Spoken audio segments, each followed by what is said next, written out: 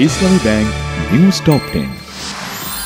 সংসদ ভবনের এলডি হল ও মাঠে আগামীকাল বিএনপির বর্ধিত সভার ব্যাপক প্রস্তুতি, দায়িত্বপ্রাপ্ত নেতাদের ব্যস্ত সময় পার।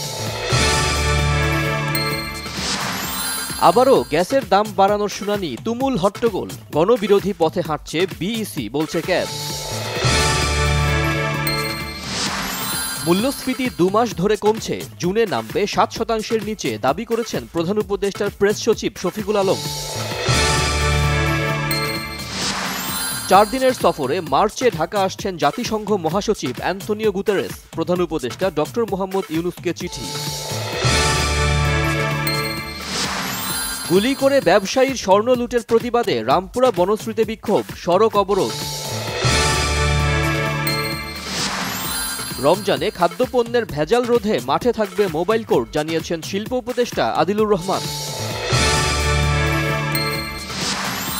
71-এ মানবতা বিরোধী অপরাধের মামলায় মৃত্যুদণ্ডপ্রাপ্ত জামাত নেতা এটিএম আজহারুল ইসলামের পুনরায় লিভ টু আপিল শুনানির অনুমোদন।